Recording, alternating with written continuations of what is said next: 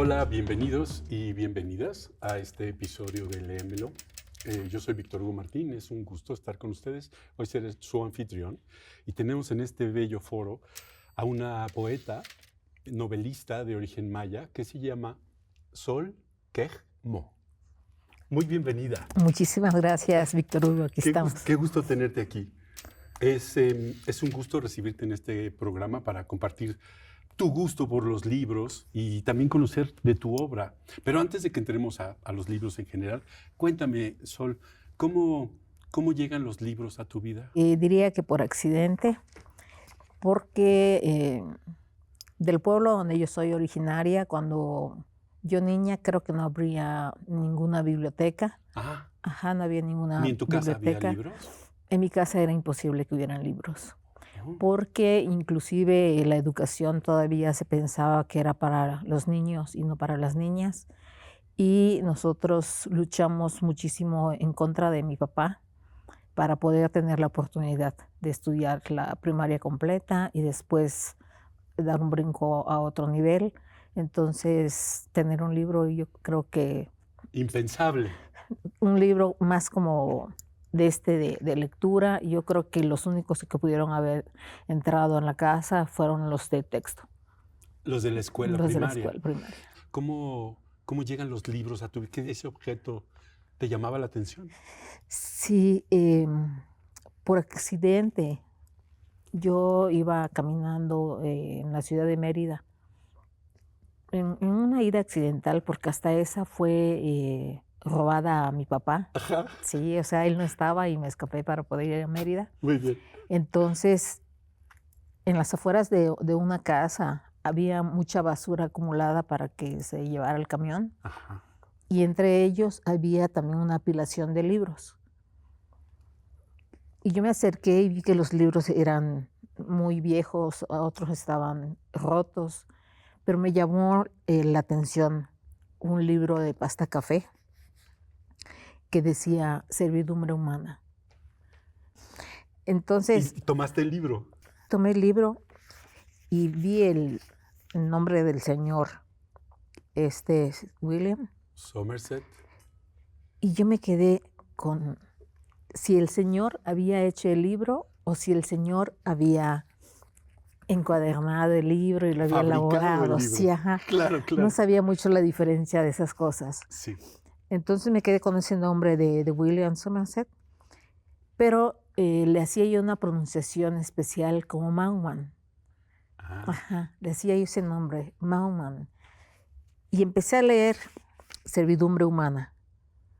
Cuando empiezo a avanzar, iba yo a comprar, me acostaba, a todas partes donde yo iba, el libro me acompañaba. ¡Qué hermoso! Sí, me acompañaba, porque quería saber un poco más.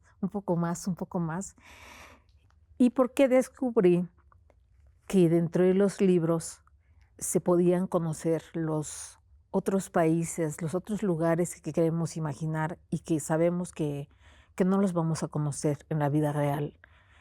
Al menos en ese tiempo yo pensaba que nunca lo iba a conocer. Eso pensabas. Ajá, uno Los no libros sabe para soñar. Son como puertas a otros mundos, ¿no? Así es.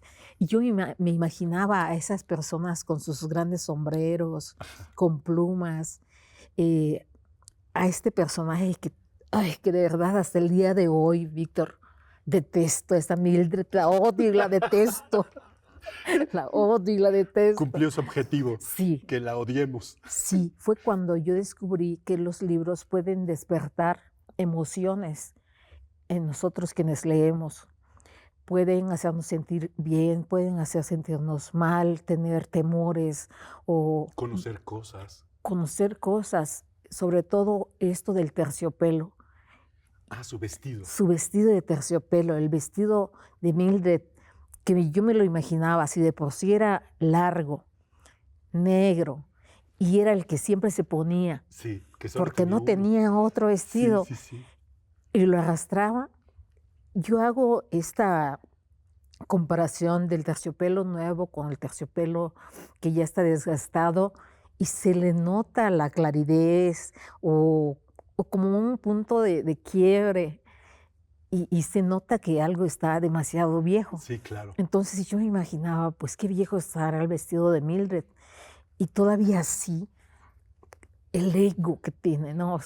La mujer ególatra, Claro, porque insensible, nuestro protagonista, intransigente. que es Philip, Ajá. tiene un corazón maravilloso, es una persona muy noble. ¿No te encantaría? Léenos un Mm, fragmento. Vamos a leer un poquito de Servidumbre Humana, Sí. pero para que te des cuenta cómo es esta Mildred y realmente para que también descubras que la debilidad de Philip también yacía en algo físico. Y de ahí la compasión que a veces nosotros sentimos por los seres Es humanos. cierto, porque Philip Ajá, tiene un pie enfermo, ¿no es cierto? así Cojea es, y lo ajá. tiene chuequito. Yo lo pienso como que él hubiera tenido polio. Ajá, Ah, yo así lo tuve en mi mente desde que lo concebí en la lectura. Entonces, me imagino su manera de caminar y Mildred avergonzada de que él así ay, se caminara, juntara con ella, ¿no? sí, caminara al lado de ella. Cuando ella por unos meniques, ¿verdad? Unos peniques, Vamos a daba leer un todo. fragmento y el Entonces, antecedente de este fragmento, para que nos contextuemos, es el momento en el que Philip invita a Mildred al teatro y ella accede el sábado a acompañarlo al teatro. Y entonces llega con los boletos a recogerla al trabajo y se da esta parte que nos vas a compartir. ay, Mildred, Escuchemos a Somerset en voz de Sol.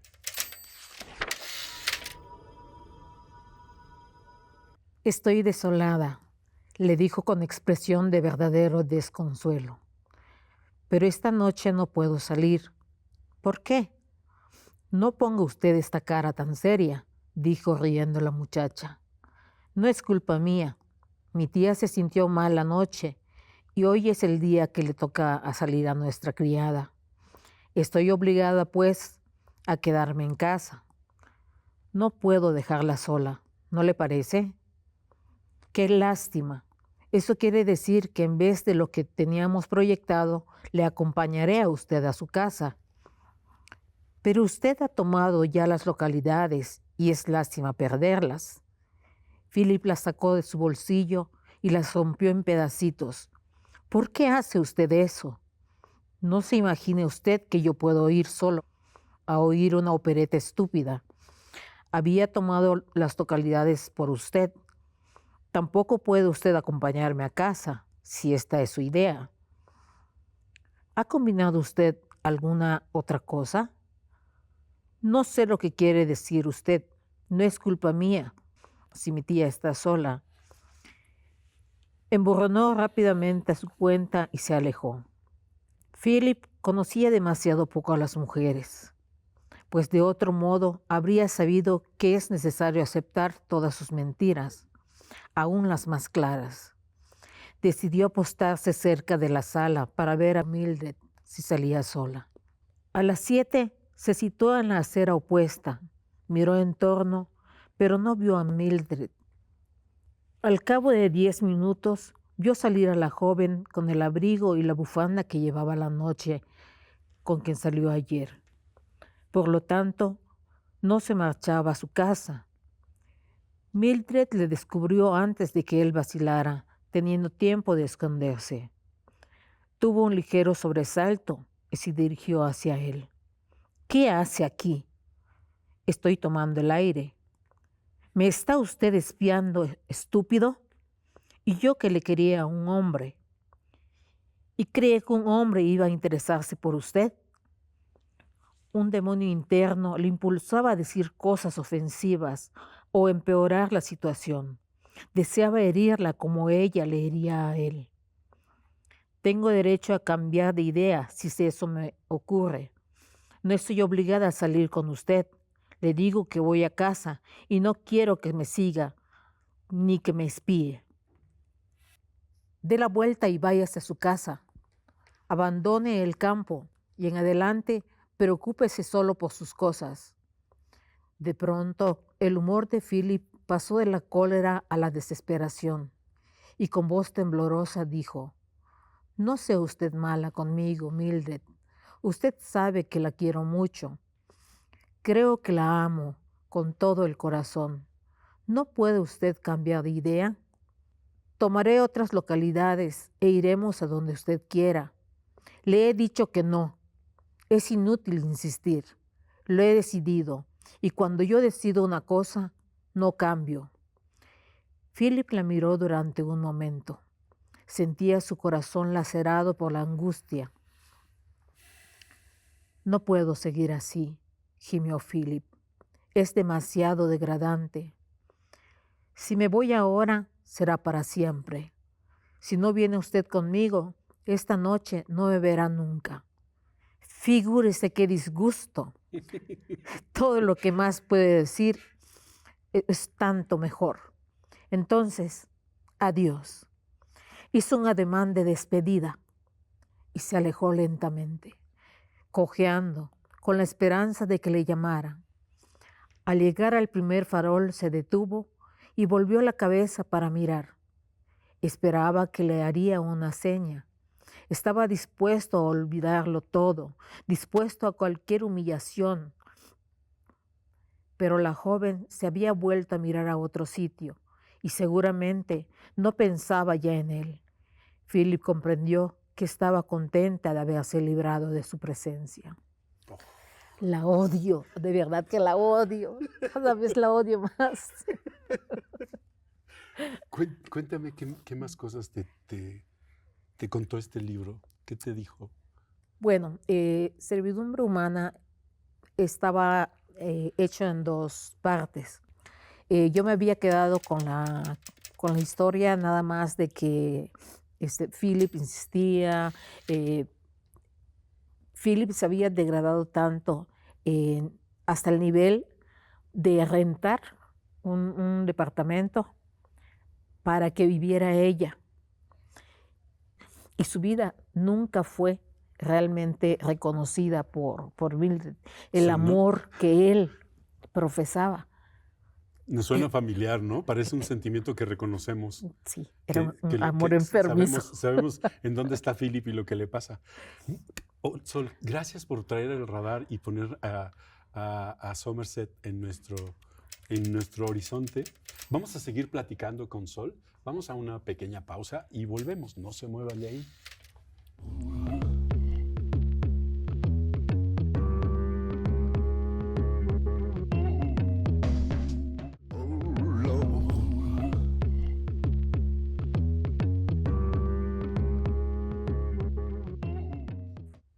Ya volvimos, ¿vieron qué rápido?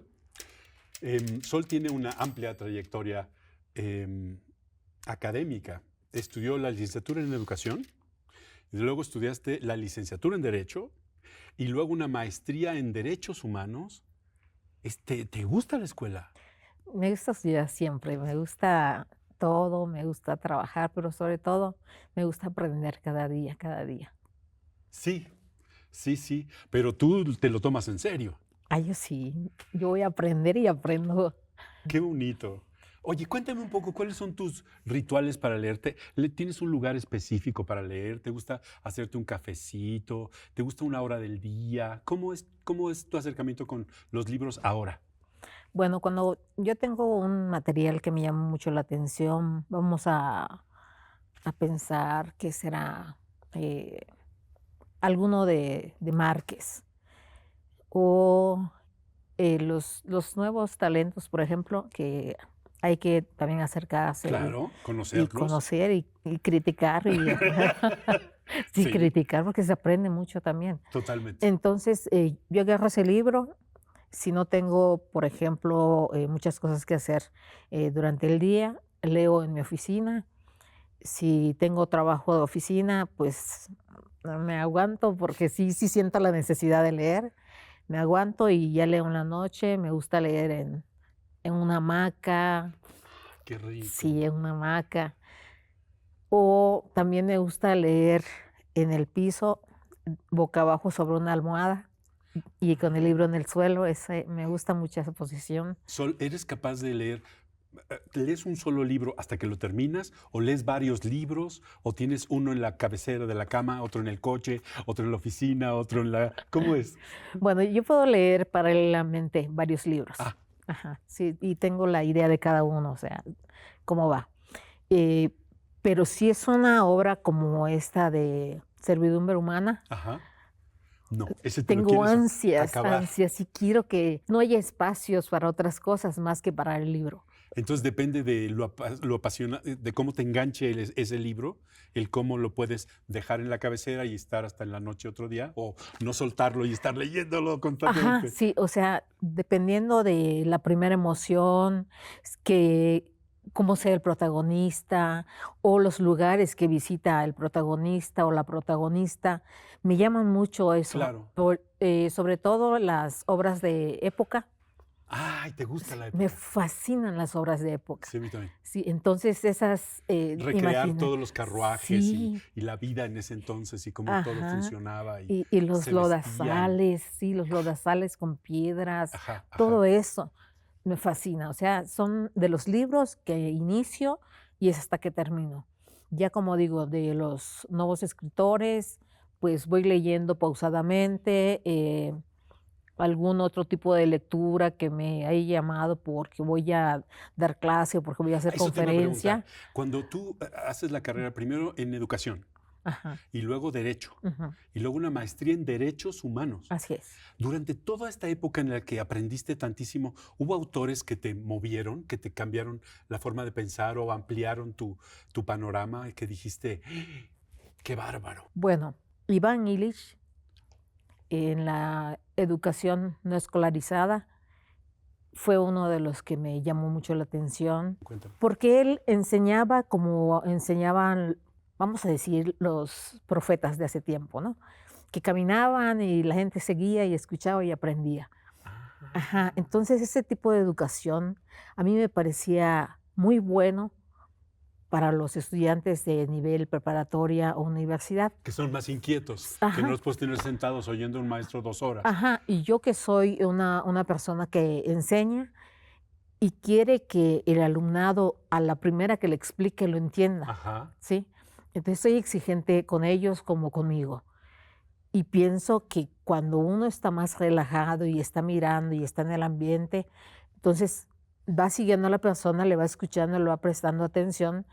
En cambio, otro cuando está encerrado en 4 paredes, le llega el hastío o está ya por obligación, está por la asistencia, o sea, por cualquiera de las reglas que Es otra las manera de estar instituciones para ponen. aprender. Claro, por voluntad. Sí, claro. Ajá. Entonces, por eso Iván Ilich es mi Dijiste, este sí entendió favorito en la algo. educación. Dije, Este sí sabe cómo sí, enseñar. él sí sabe cómo enseñar. Claro, porque hay que crearles una curiosidad para que luego, satisfaciendo esa curiosidad, aprendan. No decirles 8 por 1, 8, 8 por 2, Así 16, es. ¿no? Claro, claro. Lo primero que estudiaste fue educación. ¿Fue porque estaba así las cosas en Mérida? ¿Era la escuela a la que podías acceder? ¿Era la carrera que tú querías? ¿Por qué estudiaste primero educación? Bueno, y cuando yo siempre he sido rebelde.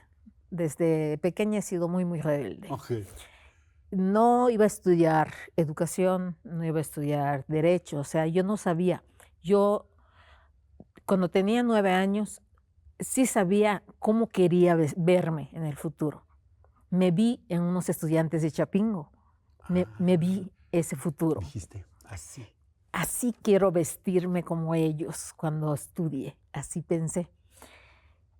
Y yo no sabía qué eran ellos, yo solo vi el autobús muy bonito y todo eso, y los iba a ver todos los días en el Palacio Municipal de mi pueblo, que se llama Carlos Mule, en Yucatán, Y veías a los y estudiantes. veía a los estudiantes que andaban allá caminando por el parque, investigando o solamente paseando, no lo sé, pero el autobús que estaba muy brilloso, muy limpio, me llamaba la atención porque yo pensaba en menos pobreza, ¿sí?, que la que nosotros estábamos viviendo en ese entonces. Claro, claro. Cuando yo iba a ver ese autobús, no iba porque pues le pedía permiso a mi mamá para salir a la calle o algo así, eso no se daba, sino que salía porque vendía zapotes.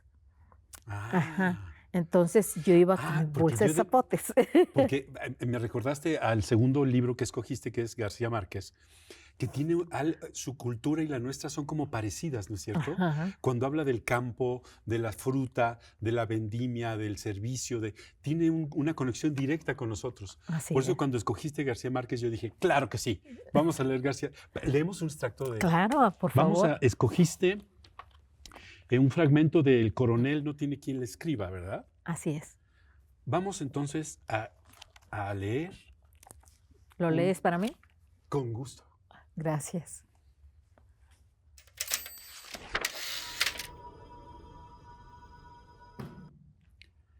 Así es, coronel, dijo. La ingratitud humana no tiene límites. También esa historia la conocía el coronel. Había empezado a escucharla al día siguiente del Tratado de Neerlandia, cuando el gobierno prometió auxilios de viaje e indemnizaciones a 200 oficiales de la revolución, acampados en torno a una gigantesca ceiba en Neerlandia, un batallón revolucionario compuesto en gran parte por adolescentes fugados de la escuela. Esperó durante 3 meses. Luego regresaron a sus casas por sus propios medios y ahí siguieron esperando. Casi 60 años después, todavía el coronel esperaba. Excitado por los recuerdos, asumió una actitud trascendental, apoyó el hueso del muslo, la mano derecha, puros huesos cosidos con fibras nerviosas y murmuró: pues yo he decidido tomar una determinación. El abogado quedó en suspenso, es decir, cambio de abogado. Una pata, seguida por varios patitos amarillos, entró al despacho. El abogado se incorporó para hacerla salir. Como usted diga, coronel, dijo, espantando a los animales. Será como usted diga. Si yo pudiera hacer milagros, no estaría viviendo en este corral. Puso una verja de madera en la puerta del patio y regresó a la silla. Mi hijo trabajó toda su vida, dijo el coronel. Mi casa está hipotecada. La ley de jubilaciones ha sido una pensión vitalicia para los abogados. Para mí no, protestó el abogado. Hasta el último centavo se ha gastado en diligencias. El coronel sufrió con la idea de haber sido injusto. Eso es lo que quise decir, corrigió. Se secó la frente con la manga de la camisa. Con este calor se oxidan las tuercas de la cabeza. Un momento después, el abogado revolvió el despacho en busca del poder. El sol avanzó hacia el centro de la habitación construida con tablas sin cepillar. Después de buscar inútilmente por todas partes, el abogado se puso las gafas bufando y cogió un rollo de papeles bajo la pianola. Aquí está. Entregó al coronel las hojas de papel sellado. Tengo que escribirle a mis agentes para que anulen las copias, concluyó. El coronel sacudió el polvo y se guardó las hojas en el bolsillo de la camisa. Rómpala usted mismo, dijo el abogado. No, respondió el coronel. Son 20 años de recuerdos. Y esperó que el abogado siguiera buscando, pero no lo hizo. Fue hasta la hamaca a secarse el sudor. Después allí miró al coronel a través de una atmósfera reverberante. También necesito los documentos, dijo el coronel. ¿Cuál es? La justificación. El abogado se abrió de brazos. Eso sí que va a ser imposible, coronel. El coronel se alarmó. Como tesorero de la revolución en la circunscripción de Macondo, había realizado un penoso viaje de 6 días con los fondos de la guerra civil en 2 baúles amarrados al lomo de una mula. Llegó al campamento de Neerlandia arrastrando la mula casi muerta de hambre media hora antes de que se firmara el tratado. El coronel Aureliano Buendía, intendente general de las fuerzas revolucionarias en el litoral atlántico, extendió el recibo de los fondos e incluyó los 2 baúles en el inventario de la redención. Son documentos de un valor incalculable, dijo el coronel. Hay un recibo escrito de puño y letra del coronel Aureliano Buendía. De acuerdo, dijo el abogado. Pero esos documentos han pasado por miles y miles y miles de manos en miles y miles y miles de oficinas hasta llegar a quién sabe qué departamento del Ministerio de Guerra. Unos documentos de esa índole no pueden pasar inadvertidos para ningún funcionario, dijo el coronel. Sí, pero en los últimos 15 años han pasado muchas veces los funcionarios. Piense usted, ha habido 7 presidentes y cada presidente cambia por lo menos 10 veces su gabinete y cada ministro cambia a sus empleados por lo menos 100 veces. Pero nadie pudo llevarse los documentos para su casa, dijo el coronel. Cada nuevo funcionario debe encontrarlos en su sitio. El abogado se desesperó. Además, si esos papeles salen ahora del ministerio, tendrán que someterse a un nuevo turno para el escalafón. No importa, dijo el coronel. Esto va a ser cuestión de siglos. No importa. el que espera lo mucho, espera lo poco. Gracias. ¿Por qué escogiste este fragmento? Porque esas maneras, no las mismas palabras, pero esas maneras de cómo ver las cosas con esa lógica de, es que deben de estar en el mismo lugar y nadie se las puede llevar. Es la forma de cómo mi padre ve el mundo.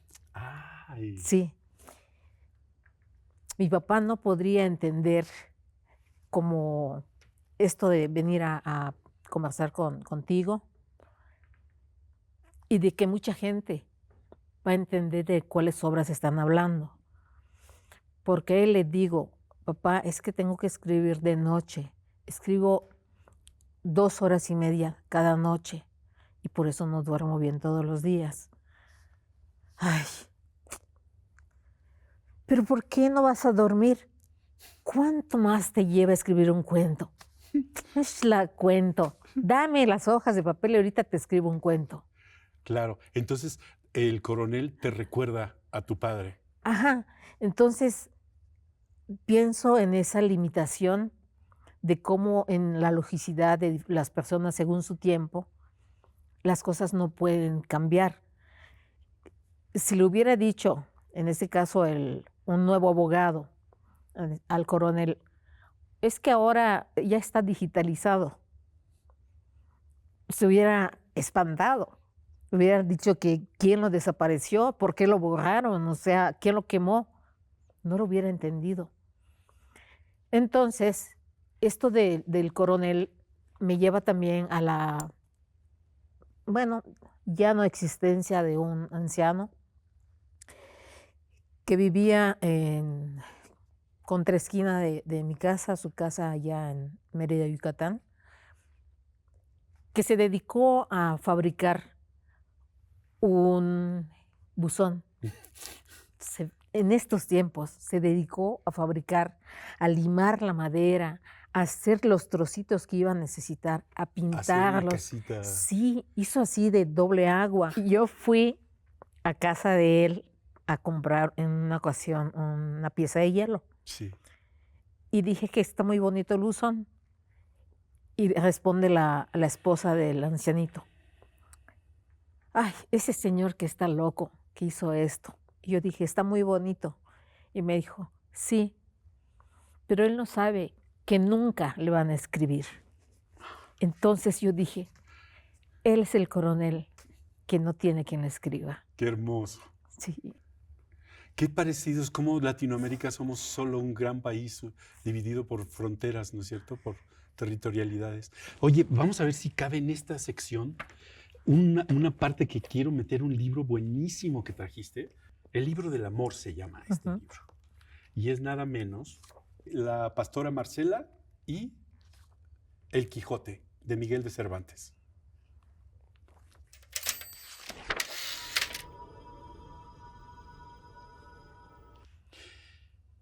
Yo he oído decir, el verdadero amor no se divide y ha de ser voluntario y no forzoso. Siendo esto así, como yo creo que lo es, ¿por qué queréis que rinda mi voluntad por fuerza, obligada no más que decís que me queréis bien? Si no, decidme. Si como el cielo me hizo hermosa, me hiciera fea, ¿fuera justo que me quejara de vosotros porque no me amabais? Él me llama fiera y basilisco. Déjeme como cosa perjudicial y mala. El que me llama ingrata no me sirva. El que desconocida no me conozca. Quien cruel no me siga, que esta fiera, este basilisco, esta ingrata, esta cruel y esta desconocida ni los buscará, servirá, conocerá, ni seguirá en ninguna manera. Que si Grisóstomo mató su impaciencia y arrojado deseo, ¿por qué se ha de culpar mi honesto proceder y recato? Si yo conservo mi limpieza como la compañía de los árboles, ¿por qué ha de querer que la pierda el que quiere que la tenga con los hombres? Yo, como sabéis, tengo riquezas propias y no codicio las ajenas. Yo nací libre, y para poder vivir libre escogí la soledad de los campos. Los árboles de estas montañas son mi compañía. Las claras aguas de estos arroyos mis espejos. Con los árboles y con las aguas comunico mis pensamientos y hermosura. A los que he enamorado con la vista, he desengañado con las palabras. Esta pastora es más lista que bella y es bellísima. ¿Por qué te llamó la atención la pastora Marcela? Bueno, en primera instancia me llamó la atención el libro del amor. Sí, y está compuesto por varios autores, entre ellos Miguel de Cervantes. Cuando yo vi la obra bueno, de hecho leí todo el libro, ¿verdad? Y varios de ellos me gustaron. Pero ese me gustó sobre todo por un apartado que me gustaría que conocieran, porque yo me considero y siempre me he considerado hermosa. Y en los días que leí este libro, yo era la más hermosa de todas. Muy Sí, bien. era la más hermosa de todas. Por eso subrayé las líneas. Y dije, hízome el cielo, según vosotros decís, hermosa y de tal manera que sin querer ser poderosos a otra cosa, a que me améis os mueve mi hermosura, y por el amor que me mostráis decís, y aunque queréis que yo esté obligada a amaros, yo conozco con el natural entendimiento que Dios me ha dado, que todo lo hermoso es amable, mas no alcanzo que por razón de ser amado, esté obligado lo que es amado por hermoso a amar a quien le ama. ¿Sí? Entonces yo decía, Claro, pues porque sí. lo bello es amable, amable de que uno quiere amarlo, ¿no es cierto? Ajá. Pero el objeto que es hermoso, ¿por qué tiene que amar en respuesta? Así es. O sea, no solamente porque él me ama, yo también le tengo que amar. ¿Yo por qué? Si me amas porque soy hermoso, ¿no? Así es. Yo porque tengo que corresponder Así es. a tu amés. Ajá, entonces yo digo, sería injusto que yo te amara a ti porque eres feo, cuando tú me amas a mí por ser hermosa. ¡Ay, Sol! Sí, entonces fue por eso que me llamó la atención Sí. esta pastorela que se llama Marcela. Y ella pues decidió, según la parte que tú leíste, irse a vivir sola en los campos, porque ella nació libre y quería ser libre. Y se estaba alejando de justamente lo insano del gusto de los hombres que pensaban que era obligación de ella amar a quien le amaba por el simple hecho de ser amada. De ser hermosa. Sí, de ser amada Está por ellos. buenísimo. Ajá. Ya quiero también leer el libro del amor. Gracias también por traer a nuestro radar el libro del amor. Vamos a una pequeñísima pausa y volvemos a seguir con esta interesante plática con Sol sobre su producción literaria.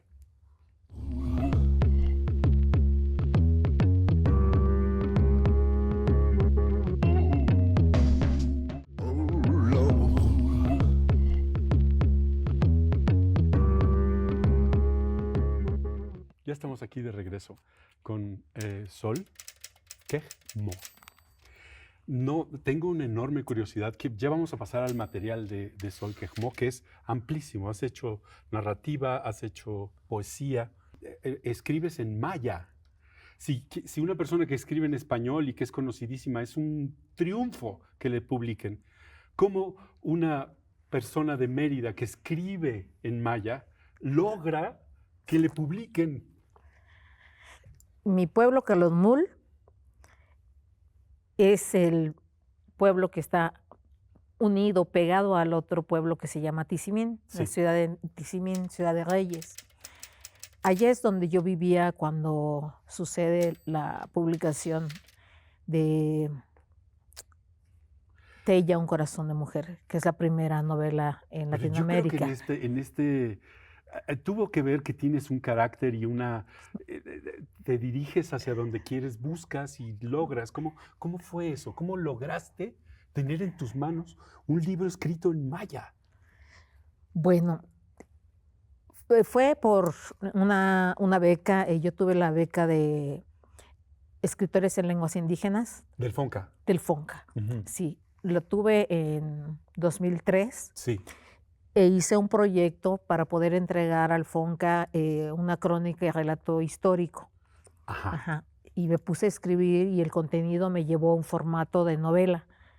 Ajá. Se volvió una novela. Sí, entonces el FONCA me aceptó el cambio, la transformación de mi proyecto. De Y- investigación a volverse una novela. Ajá. Entonces, cuando sucede esto, yo viajo a Sonora posteriormente, sí, pues posteriormente ya todo se dio, ya las becas sucedió y todo eso. Y yo ya tenía la obra de Tella, un corazón de mujer en mis manos, Sí, pero no tenía el nombre que quedó al final, sí. sino que estaba tan simple como nada, en Emeterio y Emeterio. Pero además, tus alcances han sido increíbles. O sea, no solo has publicado en maya, en las librerías, en el Fondo de Cultura Económica existen tus libros y no puede uno acceder a ellos. Ya fui y no hay ni uno de ellos. ¿Por qué?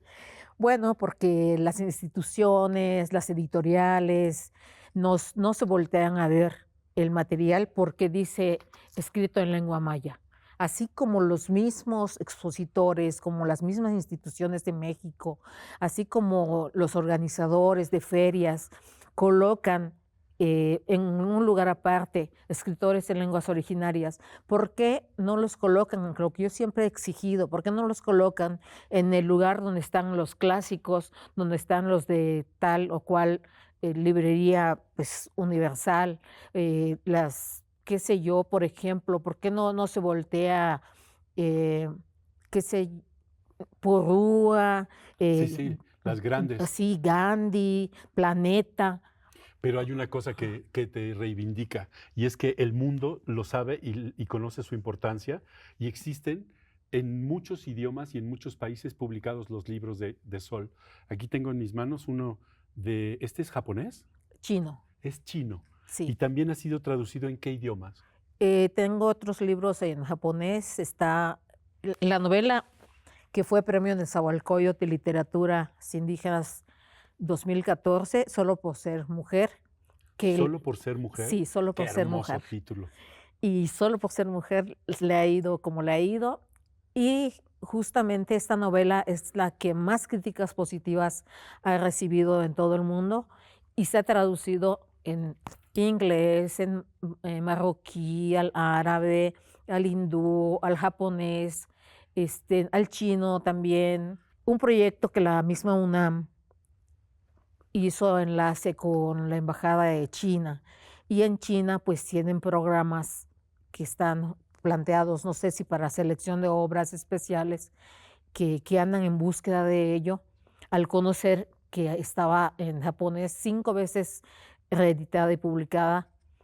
O sea, se vende, se vende y se vende y se vuelven a sacar y se vuelven a vender. Entonces China Vamos a optó darles, por lo mismo. muy bien, démosle Sí. una probadita de tu lectura. Me encantaría, no sé si nos leerías en maya Por supuesto que sí. para escuchar la musicalidad y cómo originalmente nació ese poema y después si quieres lo leo yo traducido al español. Claro que sí. Lee. En esta ocasión quiero leerles un poema que se llama 9 años, Bolonjab. Así como las novelas que escribo, los poemas también los escribo con objetivo, con la búsqueda de solucionar un problema social. Y aquí este poema nos habla sobre el incesto y lo que sufren estos niños y niñas en manos de, generalmente como decimos, de los mayores de su casa.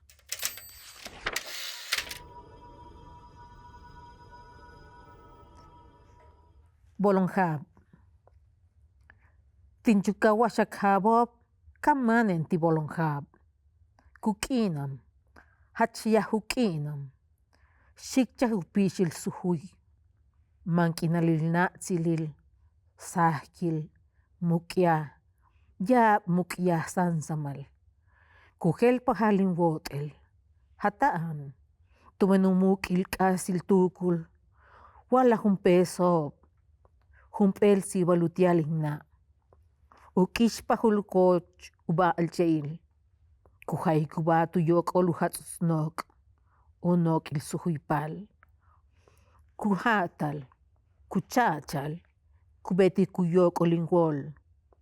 kumukiajin uchuminin kuxtal, palile bini. Tuyola la el sibal tunatzilil. Bin tuyola sahkil. Kahatzak. Sahkil, mukiajil, tujunal, chanchupal, sujuyil, weni, kusihil ek. Tzokubin, binujel pahal. Tuyola lumankin alilunatzilil. Kuchil shoke, tumukia. Tubonkubachakil. Eke, kuchtak, takubo shelukabob, de tikumachilubolise, kupaik, kukapaik sansamal, takutukin al kusihik tumben bolonjab.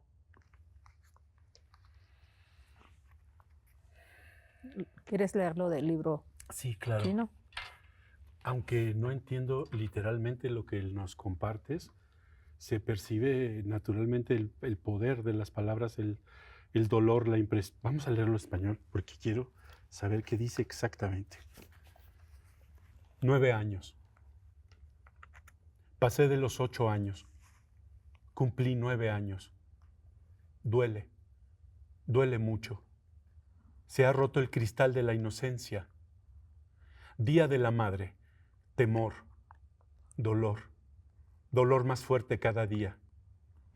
Cambio de piel. La que tenía ha sido rasgada por las fuerzas del pensamiento malvado. 16 pesos, un regalo para mamá. El disfrute de los colmillos del animal se posa sobre el terciopelo. Transparente de la niñez. La rompe, la masgulle, hace llorar el alma, sufre el interior de la vida. Se fue por un obsequio a mamá, se fue por el temor, inseguridad, sufrimiento, soledad. Se duerme la inocencia, nace el rencor, se ha ido, fue cambiado por un 10 de mayo. El salón está triste, se ha pintado de rojo. El rencor ha profundizado en manos negras que tocan la esfera y la rompen cada día hasta el nacimiento de la nueva luna. 9 años. Cuéntanos. Pareciera que es una niña de 9 años la que nos narra esto. Sí, una niña de 9 años.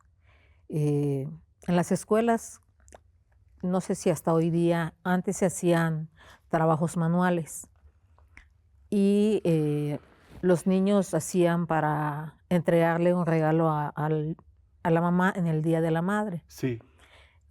Entonces, tengo entendido que a esta niña le entregan un vaso de cristal y un plato de cristal donde iban a colocar por dentro una flor sintética. Pero a la niña se le cae el vaso y se rompe.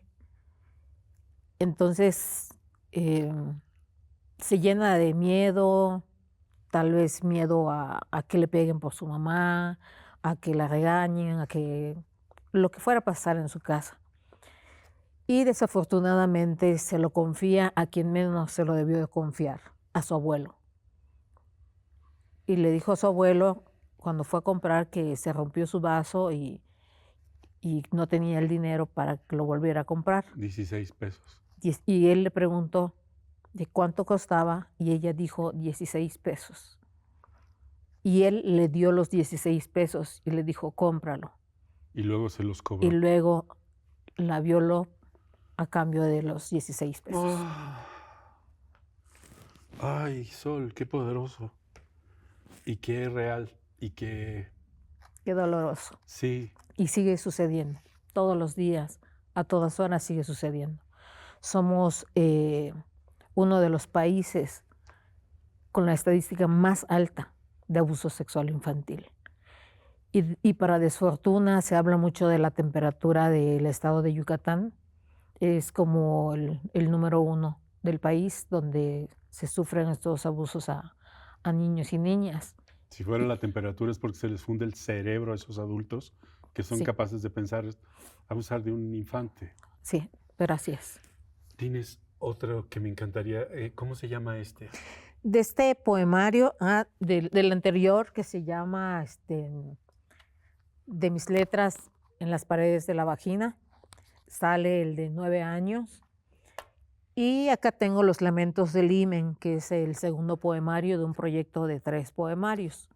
No traje el tercero, que se llama Cópula de Dioses, y que ese es el primer poemario o la primera obra que hace Sol Quemó solo en español. Ah, muy bien. Sí. Este que nos vas a leer también fue escrito primero en maya. Sí. Vamos a escuchar entonces.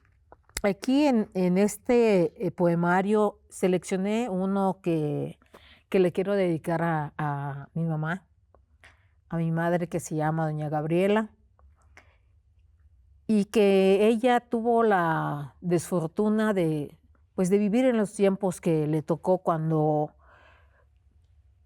quienes mandaban pues eran los papás. Le doy dádiva a este poemario como título porque cuando fue el abuelo a llevar a su hija a casar, le dijeron por el juez de registro civil: compadre, pero es que yo no puedo casar a tu hija, es una niña. Oh, Tenía 12 años. Y entonces él se quedó pensando así pausadamente como un minuto. Y de la poca inteligencia que de pronto pueden tener los humanos, que sea servil, dijo: pero ¿y por qué no le quitamos unos años a él y se lo pasamos a ella? Cumplió 15 días mi mamá ese día, al igual que su novio, pero tenía 12. Y la ay, ya casaron. quiero que nos leas. Léenos, por favor, Dádiva. Sí, vale. Taxotahin nochil tiala kupik tiuhelmak. Taxotahin kuxial tiala tzai tiuhelmak. Taxotahin puksik al tiala tzai tiuhelmak. Xotnahech, xotnahech, xotnahech. ¿Lo puedo leer en español? Tatukulta tzai kun titen. Kubeital kach in kubikimba titen. In puksik al, in nochil, in kustal. Ten.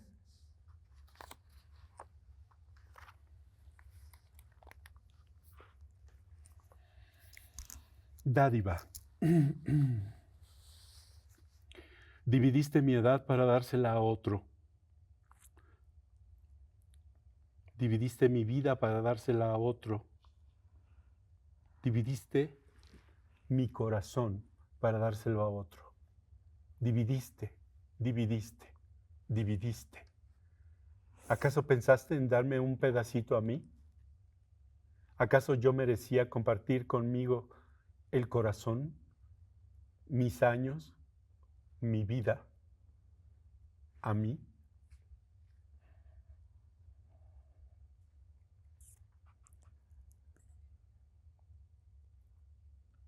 Qué hermoso.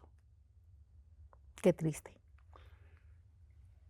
Y también hay hermosura en lo triste. ¿Tu mamá sabe de este poema? Sí. ¿Y le quieres dedicar este libro a ella?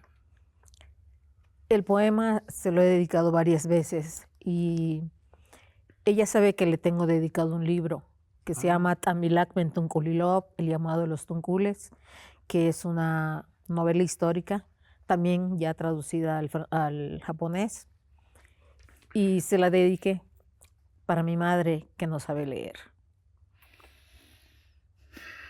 Qué poderoso lo que escribes. Qué privilegio tenerte hoy con nosotros. No, estoy agradecida por la invitación. Gracias, porque además hizo el viaje específicamente para acompañarnos hoy. Esta es tu casa, nos encantaría volverte a tener. Y a Cuando ustedes, gusten. ojalá se queden antojados de tanta variedad y tanta belleza que nos transmite Sol. Gracias por estar aquí. Gracias a ti, y yo le quiero decir a todos nuestros televidentes, ya que no tuve tiempo de decirles los libros que tengan o gusten leer, pues Busquen allá en línea los libros de Sol Quemó, hallarán los títulos y posiblemente en los tianguis, en Amazon. En Amazon se vendió el último de Tella usado, Tella, Muy bien, muy un bien. corazón de mujer, fue vendido en $6,000. De verdad. De verdad. Muchas felicidades. Vamos a intentar Eso que le se dije al que lo vendió. que se reediten tus libros, por favor. Gracias por tenerme aquí. Y nosotros nos emplazamos al próximo episodio de Léemelo. Hasta muy pronto.